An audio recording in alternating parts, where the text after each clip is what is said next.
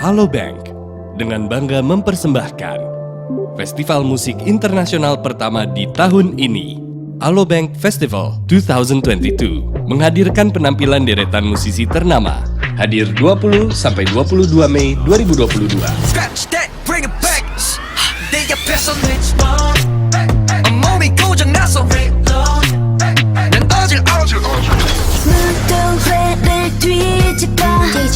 작은 소란을 또 일으켜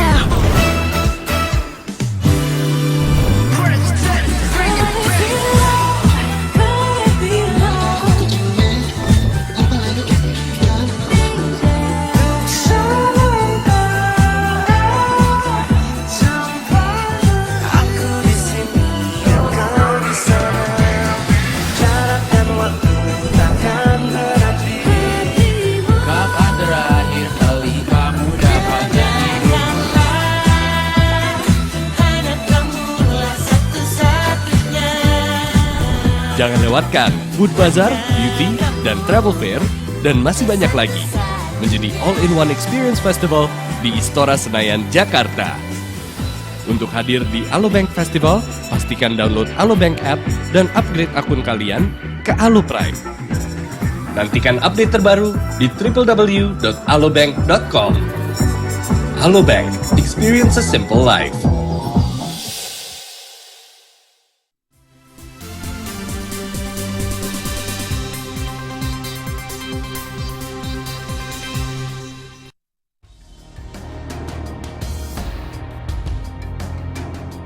Sebuah pernikahan tak lazim ini berlangsung di Desa Klagen, Gambiran, Magetan, Minggu 8 Mei lalu. Hanya ada mempelai wanita di pelaminan. Ia hanya didampingi orang tuanya tanpa ada mempelai pria. Terkuak, mempelai pria kabur tepat di hari pernikahan. Mempelai wanita bernama Ranting Delima 22 tahun. Sedangkan calon suaminya bernama Gandhi Alfian 24 tahun warga Desa Jonggrang, Kecamatan Barat, Magetan. Menurut Ranting, ia dan calon suaminya sudah menjalin hubungan selama 6 bulan dan memantapkan diri untuk menikah. Mereka pun mempersiapkannya mulai dari mencari hari baik, membuat foto prewedding hingga menyebarkan surat undangan pernikahan. Usai kejadian, Ranting Delima langsung mendatangi kantor urusan agama Mauspati untuk mencabut berkas pernikahannya. Ya, saya nggak menyangka kalau pernikahan saya akan jadi seperti ini. Harusnya hari bahagia, malah membuat tangisan semuanya. Kurang tahu karena apa masalahnya, mungkin dia kabur punya masalah tersendiri. Apa ini diviralkan karena kami ingin tahu keberadaan daripada mempelai laki-laki yang telah kabur meninggalkan pernikahan waktu di hari H. Untuk tindak lanjut ke jalur hukum nanti setelah kita bisa menemukan daripada mempelai laki-laki. Warga Sumedang, Jawa Barat dihebohkan video mesra dua kepala desa bak pasangan kekasih. Bahkan beberapa foto diantaranya mereka menggunakan seragam dinas saat bermesraan. Viralnya video mesra dua kades dibenarkan Camat Wado Sutisna. Menurut Camat, video tersebut viral setelah diunggah di akun TikTok sang kepala desa pria. Menurut Camat, adegan mesra keduanya bisa mencederai kredibilitas kepala desa, apalagi saat ini status keduanya masih memiliki pasangan masing-masing.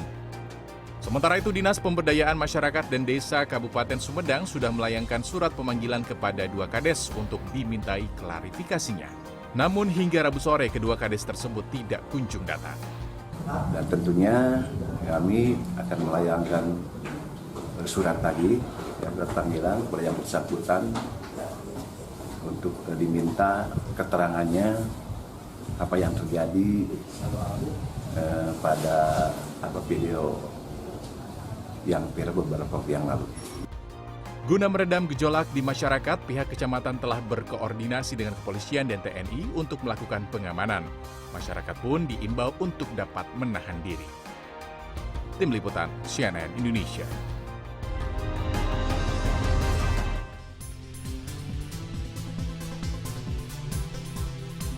Halo, good morning. Gimana kabarnya? Semoga sehat selalu ya. Sarah mungkin ada mau dikomentari tadi lihat informasi pembuka. Ini mungkin pesan untuk para wanita ya, kalau misalnya ditinggal gitu ya di altar tuh sabar. Nih semoga proses hukumnya cepat selesai ya. Betul, karena ternyata ada hukumnya, ada konsekuensi hukumnya ya kalau betul. misalnya meninggalkan pasangan di pelaminan gitu ya saat Iya. hari H. Oke, itu mungkin jadi perhatian juga. Tapi selain itu juga tadi kalau kita lihat ada skandal gitu ya, memang yang namanya sekali. cinta itu kan tidak bisa diatur gitu, tapi tetap pakai logika. Pakai logika. Betul, Kalau logika emang harus tetap melanggar, jalan. nah itu dia. Jangan dilakukan gitu. gitu ya. Jadi tetap harus cintanya kalau bisa yang memberikan sama-sama kebaikan berdua Iya, gitu, benar, jangan bisa. merugikan. Betul. Nah, dan pokoknya hari ini juga kami akan menyebarkan cinta untuk Anda semua pagi ini di Good Morning bersama saya Rizky Harisnanda. Dan saya Sarah Ariyanti, inilah Good Morning selengkapnya.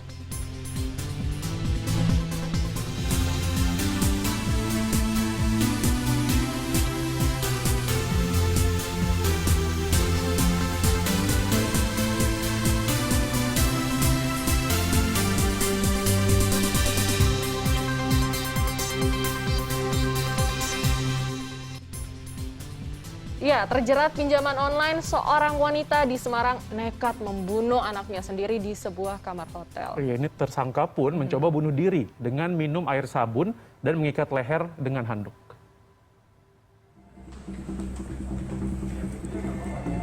Petugas sebuah hotel di Jalan Es Parman, Semarang menemukan penghuni kamar 229 dan anaknya terbaring tak sadarkan diri di atas ranjang pada Selasa 10 Mei malam.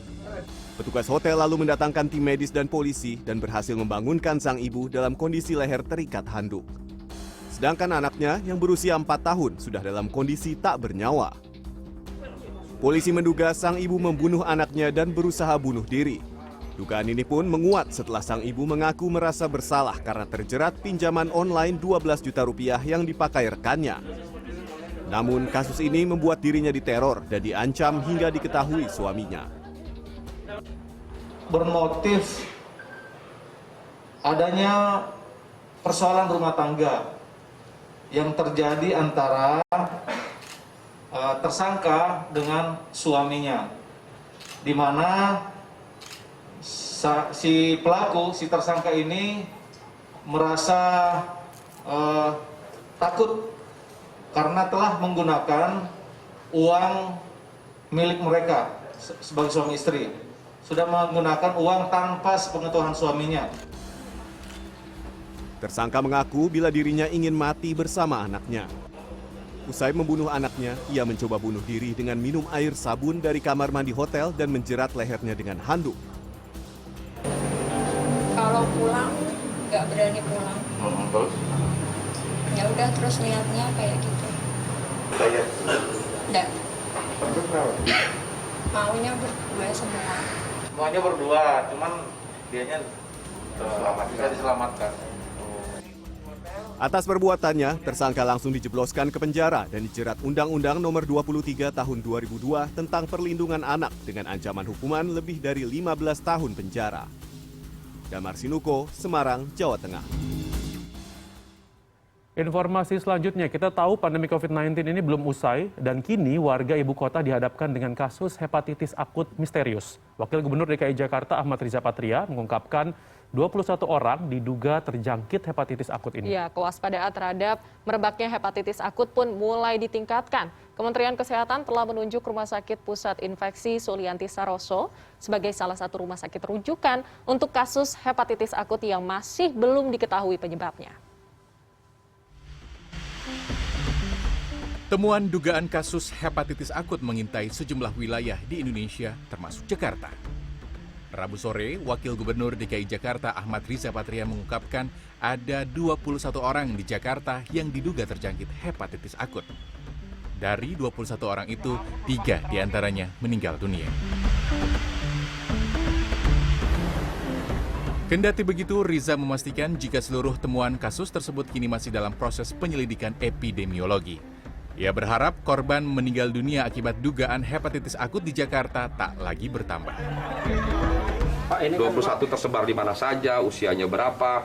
Tapi yang harus diketahui ternyata hepatitis akut ini tidak hanya untuk anak-anak, ya, bahkan juga orang dewasa. Jadi kita semua ini harus hati-hati. Riza juga mengimbau masyarakat waspada terhadap kemungkinan penyebaran penyakit tersebut. Anak-anak yang rentan terpapar penyakit juga sebaiknya tidak bermain di tempat umum terlebih dulu.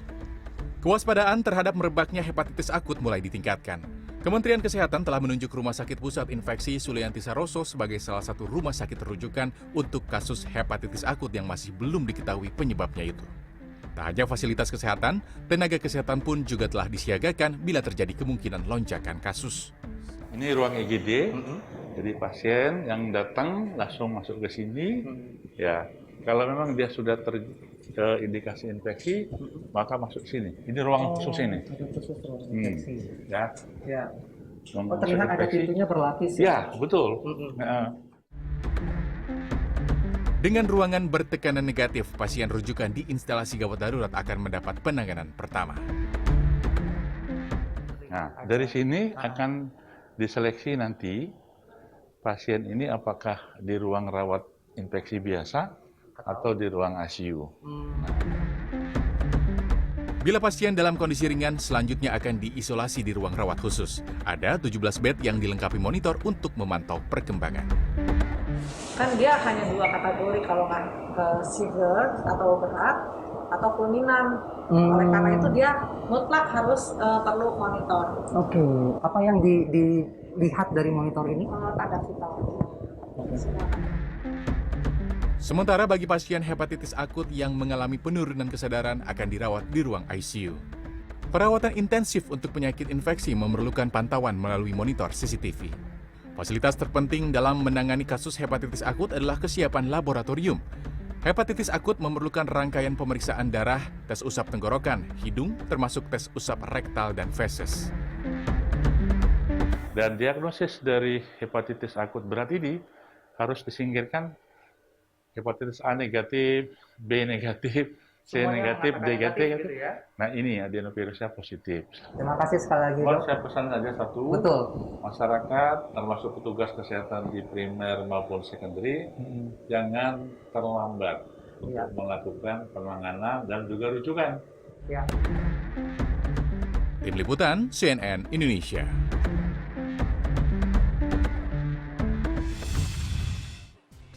Nah, jadi ini ada yang unik ya dari hidangan soto yang satu ini. Jadi para pelanggan disediakan gunting untuk memotong sendiri aneka lauk pauknya. Wah, ini kayaknya enak ya sotonya ya. Nah, yang kalau penasaran nih, informasinya akan kami hadirkan sesaat lagi.